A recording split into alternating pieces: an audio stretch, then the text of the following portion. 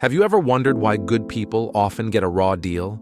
It's a real head-scratcher why folks who are honest, helpful, and always go the extra mile seem to face so many tough breaks, misunderstandings, betrayals, and just plain heartache. Makes you wonder if anyone's watching out for the good guys, or if being a decent human being is just a naive way to go in this cutthroat world. In a tight-knit mountain community in Colorado lived Dr. Emily Carter. She wasn't the wealthiest doctor around, but she was known for her big heart and always putting her patients first. Whether it was a late-night house call during a blizzard or offering free checkups to families struggling to make ends meet, Dr. Carter was always there. Folks around called her Doc Emily, and they trusted her with their lives. One harsh winter, a flu epidemic swept through the small town. The local clinic was overwhelmed, and many families couldn't afford treatment. Dr. Carter opened her own small practice around the clock, seeing anyone who needed help, regardless of their ability to pay. She even made house calls deep into the snowy mountains, risking her own health to care for the sick. Among her patients was a young single mother, Sarah, whose son had a severe case of pneumonia. Dr. Carter spent countless hours by the boy's bedside, nursing him back to health. Sarah was deeply grateful and often helped Dr. Carter around the clinic whenever she could. However, a new ambitious doctor, Dr. Ben Miller, arrived in town, eager to build a successful and lucrative practice. He saw Dr. Carter's selfless work as old-fashioned and bad for business. He started spreading rumors that her methods were outdated and that she was putting the community at risk by not charging enough. One day, a prominent local businessman, Mr. Henderson, fell seriously ill. His family, swayed by Dr. Miller's reputation, chose him for treatment. Tragically, Mr. Henderson's condition worsened and he passed away. Dr. Miller subtly hinted that Mr. Henderson's previous care under Dr. Carter might have contributed to his death, fueling suspicion and doubt among some townspeople. Suddenly, Dr. Carter found herself facing accusations of malpractice. Some families who had once trusted her now eyed her with suspicion. Dr. Miller continued to subtly undermine her reputation, suggesting she was incompetent and a danger to the community. The stress and accusations took a toll on Dr. Carter, but she remained focused on caring for her patients. Just when things looked bleakest, a former patient of Dr. Carter's, a sharp young lawyer named David, returned to town. He had grown up in poverty and remembered the countless times Dr. Carter had provided his family with free medical care. Hearing the rumors and accusations, David was determined to uncover the truth. He quietly investigated Mr. Henderson's case, reviewing his medical history and speaking with nurses and other patients. He discovered that Mr. Henderson's condition was complex and that Dr. Miller might have made critical errors in his treatment. David gathered the evidence and presented it to the town council, defending Dr. Carter's integrity and exposing Dr. Miller's self-serving actions. The truth came to light, and Dr. Carter's name was cleared. The community, realizing their mistake, rallied around her, their trust and respect stronger than ever. Dr. Miller's reputation, on the other hand, was tarnished. Dr. Carter continued her selfless work, her spirit unbroken. Sitting on her porch one evening, watching the sunset over the mountains, she smiled softly. "Doing the right thing isn't always easy," she murmured. "But in the end, it's the only thing that truly matters."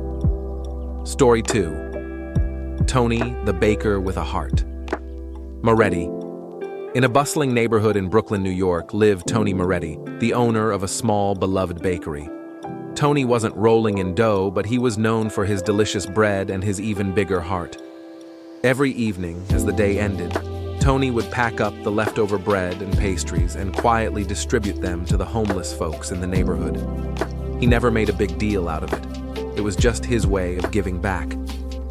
Locals called his place Tony's Treats, and it was more than just a bakery.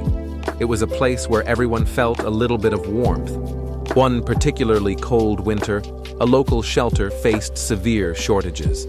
Tony, without hesitation, started baking extra loaves and donating them daily. He also organized a small collection box in his bakery, and his loyal customers chipped in what they could. Tony's generosity became a lifeline for many in need. Across the street, a trendy new bakery, the Artisan Loaf, opened, owned by a sharp and ambitious young baker named Julian. Julian saw Tony's old-fashioned ways and his charitable giving as sentimental and bad for business. He believed in high prices and exclusive clientele. Julian started subtly criticizing Tony's unsanitary practices of giving away food and suggested his ingredients weren't up to par. One morning, several people in the neighborhood fell ill with food poisoning. Although the health department's investigation didn't immediately point to Tony's bakery, Julian seized the opportunity. He started whispering rumors that Tony's cheap ingredients and careless handling of food were to blame, preying on people's fears. Suddenly, Tony's Treats saw a sharp decline in customers. Some regulars avoided his shop, and new customers were scared away by the rumors. Julian's sleek bakery, on the other hand, saw a surge in business. Tony was heartbroken and confused. He knew his ingredients were fresh and his practices were clean. Just when Tony was starting to lose hope, a food blogger named Maria, who had been a loyal customer of Tony's for years, heard the rumors. She knew Tony's integrity and the quality of his baking. Determined to clear his name, Maria launched her own investigation. She interviewed Tony, observed his baking process, and even discreetly collected samples from both bakeries. Her findings revealed that the food poisoning likely originated from a batch of imported flour used by several establishments in the area, including Julian's bakery. Maria published her findings in a widely read blog post, defending Tony's reputation and exposing the likely source of the illness. The truth came out, and Tony's Treats was vindicated. The neighborhood, realizing they had been misled, flocked back to Tony's bakery, their support stronger than ever. Julian's business, now under scrutiny, suffered a blow to its reputation. Tony, with a grateful heart, continued to serve his community, his kindness shining brighter than ever. Sitting in his warm bakery one evening, the aroma of fresh bread filling the air, he smiled. Being a good neighbor ain't about the bottom line, he mused. It's about the people you share your corner of the world with. The two stories you just heard about Dr. Emily Carter and Tony Moretti have illuminated why good people often have to endure the most arduous trials. There's a genuine paradox that leaves you pondering. Why are the kindest, most upright individuals, those who are always willing to help, so frequently the ones who bear life's heaviest burdens? Take Dr. Carter, who risked her own well-being to care for her community and then faced unjust accusations, or Tony Moretti, who generously assisted those in need only to have his reputation attacked. The answer doesn't lie in the world's unfairness.